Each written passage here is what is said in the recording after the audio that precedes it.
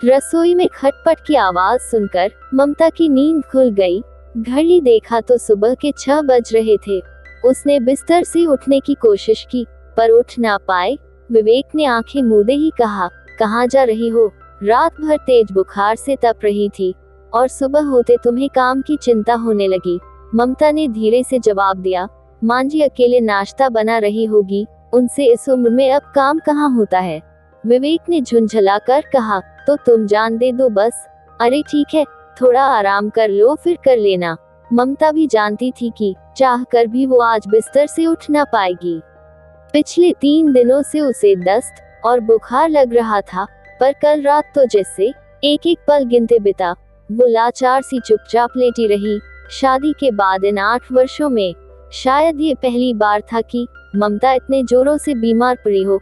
कुछ देर की खटपट के बाद सब शांत हो गया, पर ममता मन ही मन पछता रही थी।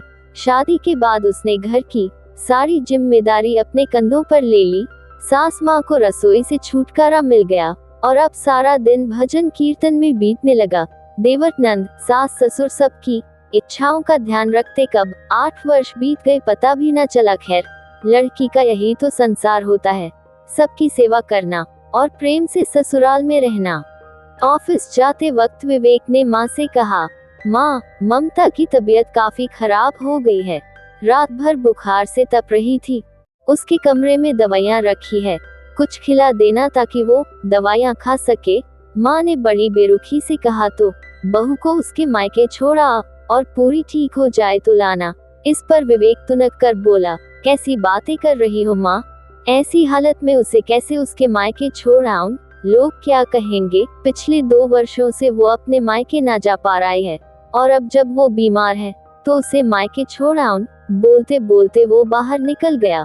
विवेक के जाते ही सासू माँ ससुर जी पर बरस पड़ी।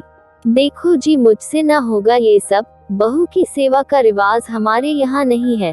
वो और होती है सास जो बहू के पैर दबाती है। मुझसे ये सब ताम झाम ना होगा। ससुर जी सिर झुकाए सुनते रहे सब, और सब सुन रही थी ममता, आंखों में आंसू लिए। इन 8 वर्षों में अपने कर्तव्य बड़ी निष्ठा से निभाती रही वो। एक दिन की छुट्टी भी ना ली। मुश्किल से 2 बार अपने मायके जा पाई थी और तीसरी बार तो स्टेशन से लौट आई थी, क्योंकि उसकी बड़ी नंद अचानक से आ गई थी। और आज एक दिन जब वो इतनी बीमार है तो बोझा बन गई है अपने ही घर पर। अपना घर, क्या सच में ये उसका अपना घर था? बचपन से ही लड़कियों को सिखाया जाता है कि ससुराल ही उनका अपना घर है।